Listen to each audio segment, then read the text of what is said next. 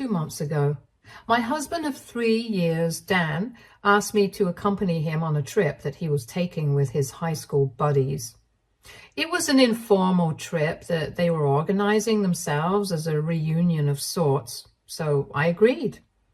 But then, about 2 weeks before the trip, he told me that there had been a change of plans and no spouses were joining the trip anymore.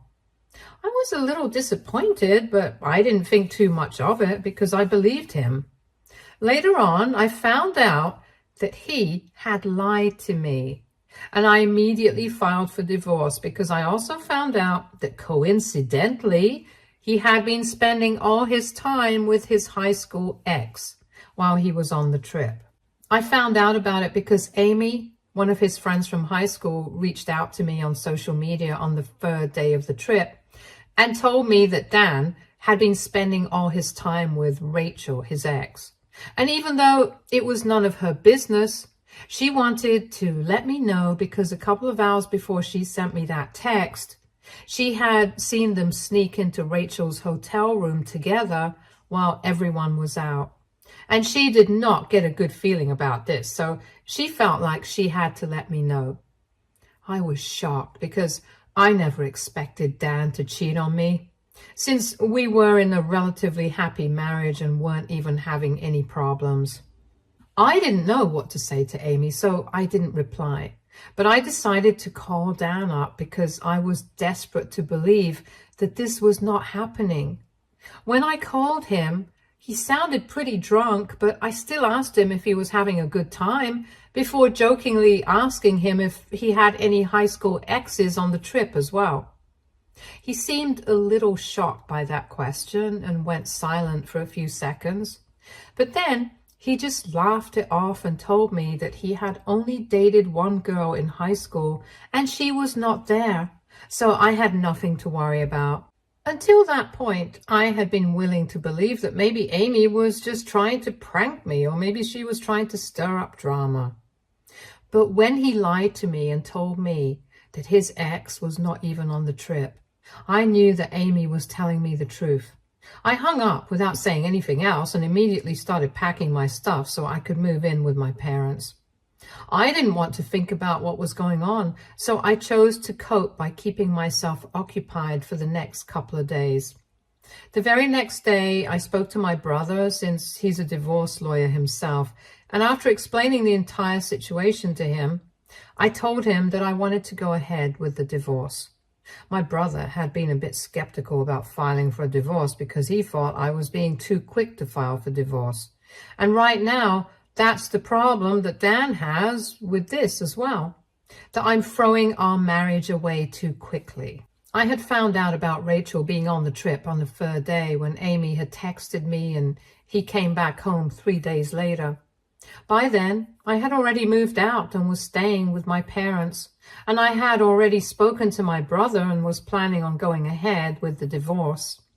After he came back home and he did not find me there, he started calling and texting endlessly until I finally replied to him. I feel like I have to mention that before he came back home, he hadn't called or texted me by himself, even once after that phone call that I had made to him. Anyway, I replied to his messages asking me where I was by telling him that I had spoken to Amy and she had told me that he had been spending all his time with his ex, and apparently they had even snuck into his hotel room together when nobody else was paying attention. And after getting to know all of this, I had no interest in staying with him anymore. So I had moved out, and I had also spoken to my brother, so I was filing for divorce now. Then I blocked him so he wouldn't be able to reply to that.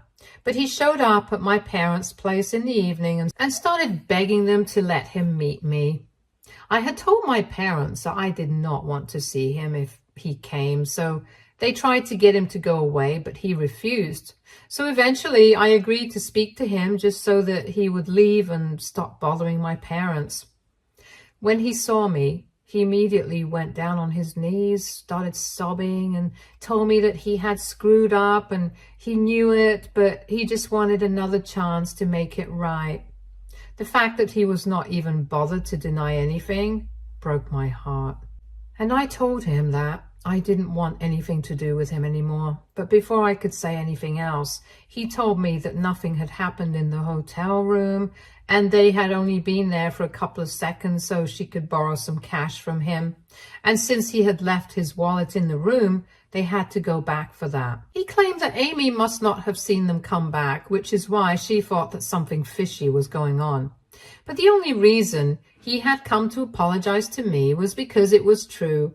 He indeed had been spending all his time with Rachel, but that was just because she was newly divorced and she was the one who had approached him because she felt really alone on the trip. He started telling me that they were only spending time together in a platonic capacity. And the only reason he hadn't told me anything about it was because he did not want me to feel insecure or suspicious. But he hadn't realized that lying to me would just make the situation worse. That was not it for me, though, because I had reached out to Amy, even after she had sent me that message to thank her, and she also told me that she had found it suspicious right from the beginning when everybody else's spouses had joined the trip except for me. So that had come as another shock to me, and on speaking to Amy some more, I found out that Dan had told everyone that I had to leave for an emergency work trip, which is why I had been unable to join them. So I figured out that he had lied to me, and I'm guessing that he must have found out that Rachel was going to be on the trip and she's divorced now, so he decided not to have me tag along with him.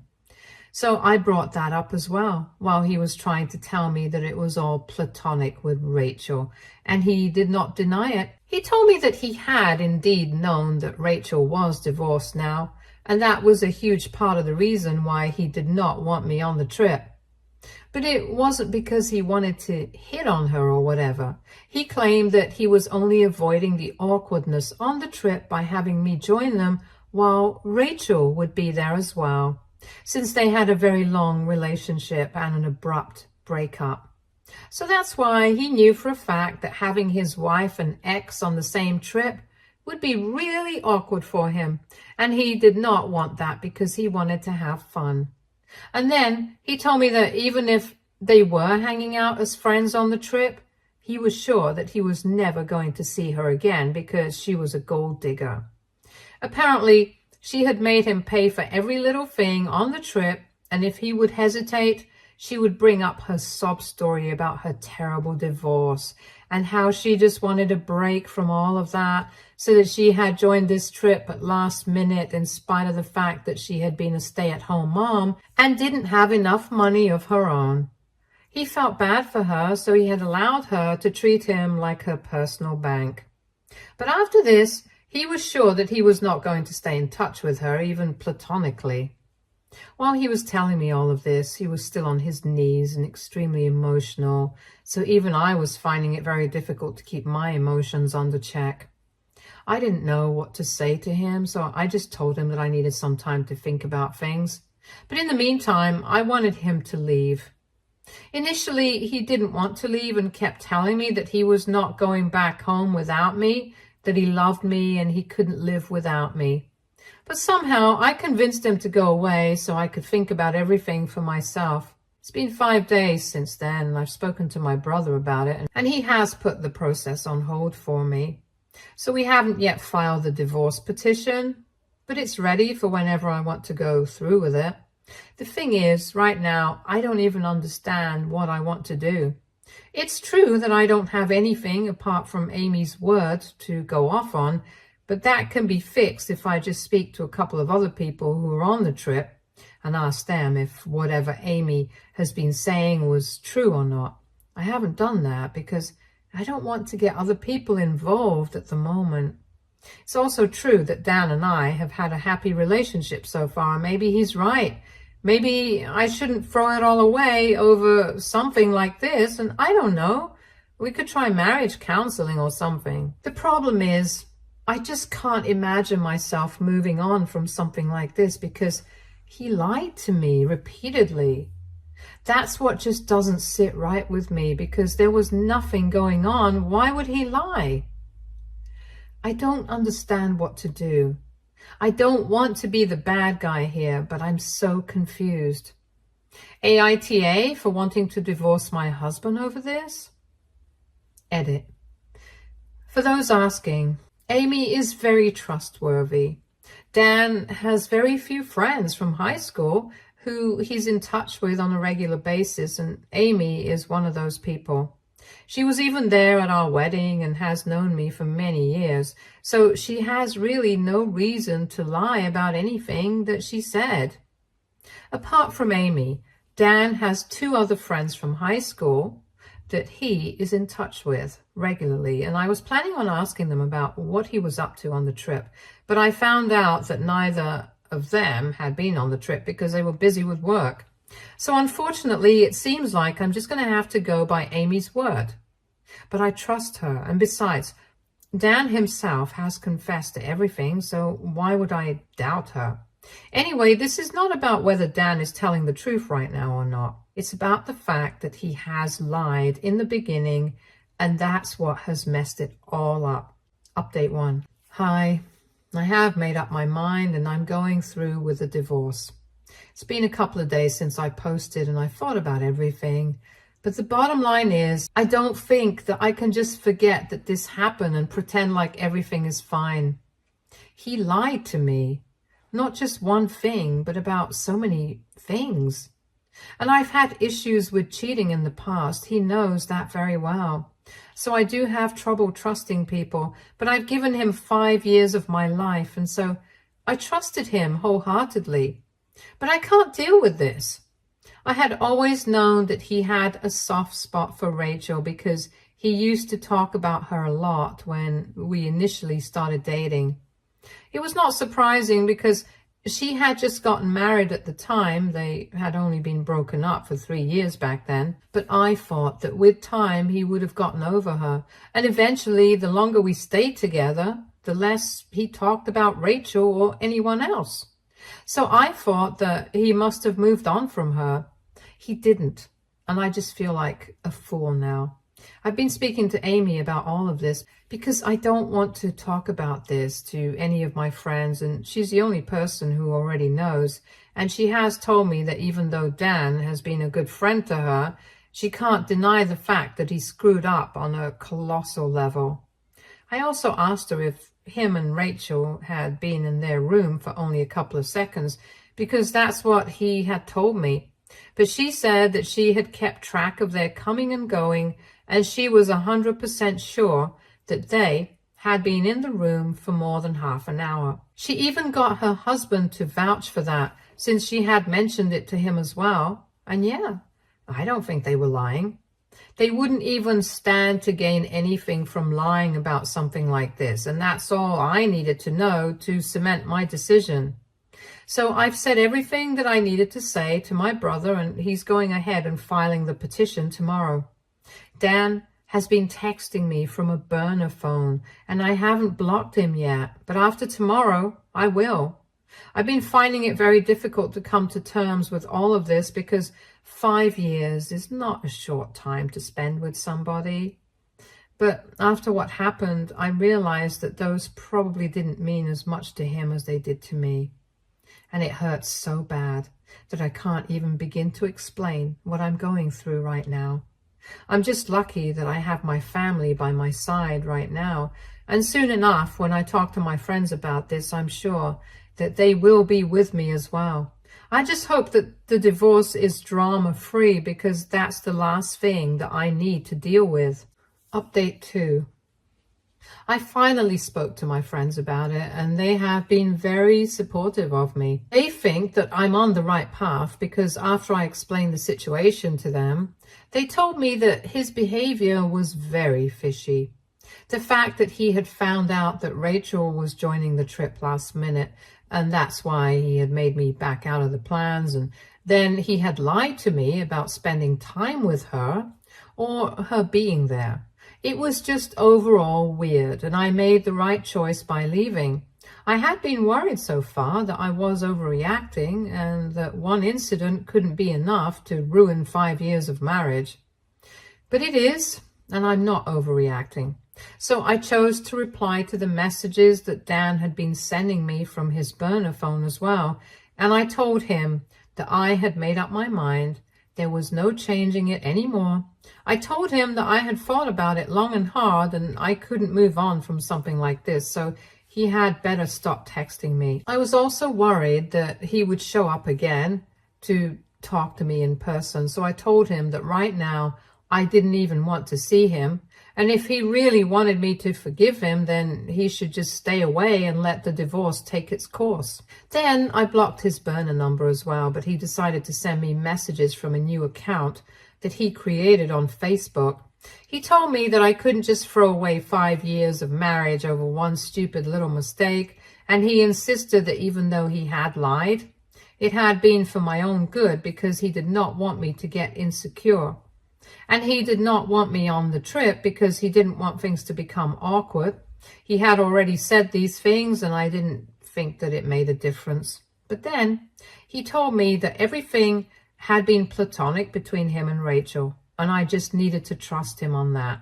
Because apparently Amy wasn't even aware of what was going on, but I trusted her more than him at this point. He brought up the fact that Rachel was just using him for his money on the trip, and ever since he came back, he hasn't even spoken to her. But I don't understand how he thinks that's supposed to make me feel better about the situation. It just makes it sound like if Rachel hadn't been using him for his money, then he would have stayed in touch with her and put our marriage in danger. Clearly, he still hasn't moved on from her, and the past 5 years have been a waste of my time.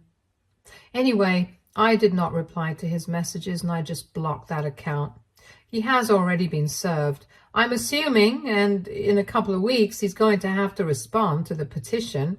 So whatever it is that he has to say, he can say it to me during mediation. Outside of that, I really don't want to talk to him. I'm still staying with my parents for now, but I'm planning on moving out soon because I obviously don't want to make this a long-term thing. I don't know how long the divorce is going to take, and I can't stay with them forever.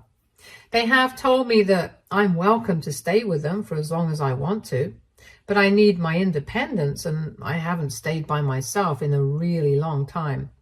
So I really think I need to move out soon so I can get used to living on my own again. I've already started looking for apartments near my workplace, and I'm hoping that I can find something soon. My friends have also offered to help me out because there are still a lot of things that I have left back home, but I really don't want to go back and collect them myself because then I'll have to meet him in person, and I'm not ready for that.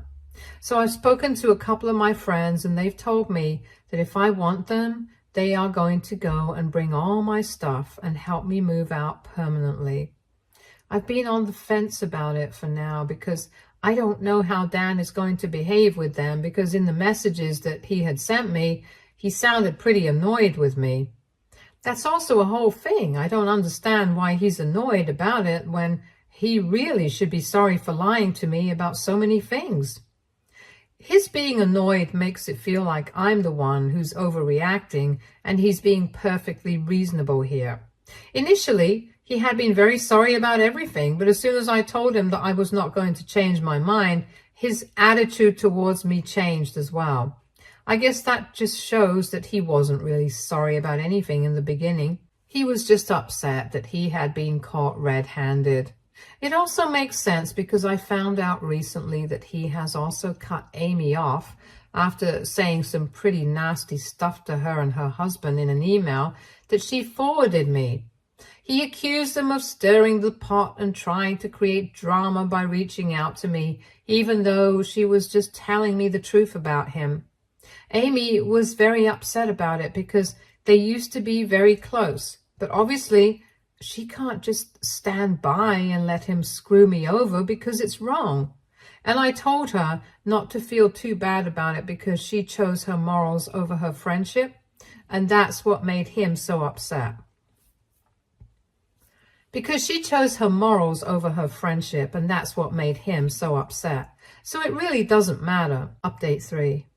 Hey, it has been 2 weeks since my last update, and finally Dan responded to my petition and he's not contesting the divorce.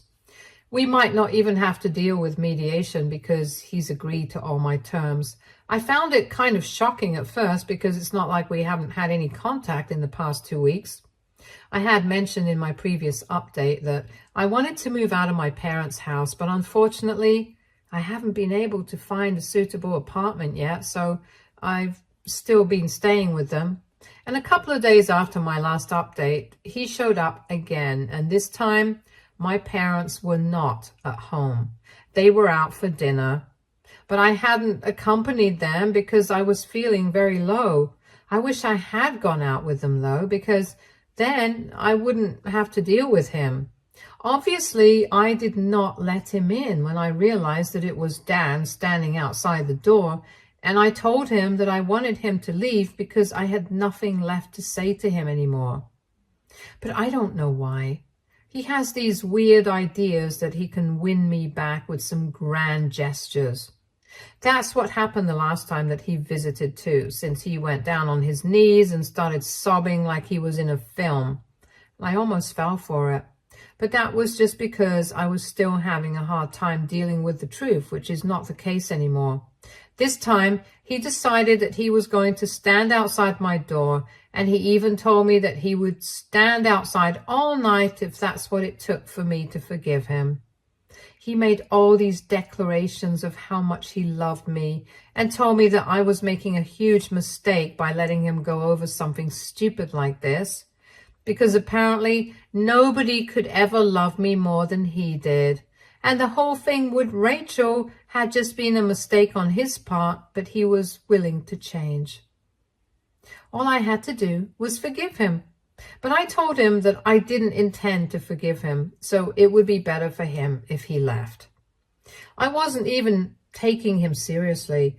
I just wanted him to go away so I could go back to scrolling on my phone. But eventually, when I realized that he wasn't going to go anywhere on his own, I decided to bluff and pretended like I was calling the cops on him. I made a whole show of it because I was really bored, and also I wanted to know what his reaction would be. So I spoke very loudly on the phone and pretended to speak to the cops. And then he started screaming at me, asking if I was serious about this. And I pretended like I had indeed called the cops on him. He immediately started cursing at me, and within minutes he got back into his car and drove off. That was pretty funny, and I'm guessing it was part of the reason why he did not want to contest the divorce. Obviously, after that, he must have figured out that I didn't actually call the cops on him and I just made a fool out of him. Anyway, a few days after that, I decided to send a couple of my friends to collect my things from his house so I could bring them here and make it easier for me to move out permanently. And just like I had feared, he behaved terribly with them. At first, he accused them of being thieves and started yelling at them, saying that he was not going to allow them to enter his house at any cost. So my friends had to call me up and put me on the phone with him, and I reminded him that I had paid my share of the rent earlier, and if he didn't allow me to take back my things, I was going to sue him. We had a really bad argument on the phone, but eventually he did allow my friends to enter and pack my things so they could bring them to me. They told me that even when they were in the house packing my things, he kept walking behind them everywhere they would go and kept an eye on them while mumbling about me, as if that was going to make me feel bad, especially given his recent antics. At most, it was just embarrassing for him because now they think that he's slightly cuckoo. And I don't even blame them. His behavior has been really weird and childish recently. I would feel bad for him, but it's all his fault. He could have chosen to accept his mistakes and deal with them with grace and dignity, but I guess he wants to act like an immature teenager. That's his call to make. Can't help it. All it has accomplished so far is to make me even more sure of my decisions to leave him. Now I have no second thoughts anymore, because obviously if he's acting like this, he's not the guy for me. And it's not like he's acting immature all of a sudden. Even earlier, when we were happy together, he did have a childish streak that would come out whenever he would get mad at me. But at least back then I was able to ignore it because I was in love with him and it wasn't as bad as this. But lately, he's just been embarrassing. And I've honestly been questioning my own taste. I don't even feel half as bad as I was a couple of weeks ago when I first found out about him. Right now, I'm just happy that I'm getting to leave him and start again. I'm also happy that I only ended up wasting 5 years of my life with him and not any more, because I had been planning on having kids with him too. That would have been another nightmare to deal with if that had been the case, but thankfully, I'm getting to quit while I'm ahead. Update 4. So really interesting update, you guys. It's been 4 weeks since my last update, and I've moved out of my parents' house and I'm staying in my own apartment now. I'm trying to move on and forget about everything that happened in the past, and it's been slightly easy because obviously I have no contact with Dan anymore. But he decided to reach out to me a couple of days ago by writing me an email. And in that email, he was basically just bragging about how glad he was that he was getting divorced now, because I was obviously not the kind of woman who was good enough to be with him. If one stupid little incident was enough to drive me away, it meant that I was the one who had issues and not him. And then it was just one whole paragraph of him telling me that I was a fool, that I was too egoistic and nobody would ever love me, blah, blah, blah. And then towards the end, he said that he was really thankful that he had chosen to go on the trip by himself, because otherwise he wouldn't have been able to spend all that time with Rachel and hook up with her. So there it was. I had been right all along, and Amy actually had been telling me the truth. It actually boiled my blood the way he was bragging about it. But then I realized the fact that he is who is punishment enough for him, and I don't want to get involved with him anymore. I did not respond to his email because I knew that all he wanted from me was the satisfaction of getting a reaction. I could have tried to get revenge on him during the divorce or whatever, but we just have to get the waiting period over with, and then both of us will be free. So I did not want to mess with that either, and I'm just letting everything go because I think that's what's best for me right now. Engaging with him will only lead to more drama, and that's not what I want. So he could have hooked up with 15 more women for all I care. All I want to do is put this in the past, and that's what I'm focusing on right now. Anyway, even if I don't have him, it doesn't matter because I have friends and family who love me. And I'm doing pretty great at work too. I'll be fine. I don't care about this anymore. Stay tuned for more stories from Argo Relationships.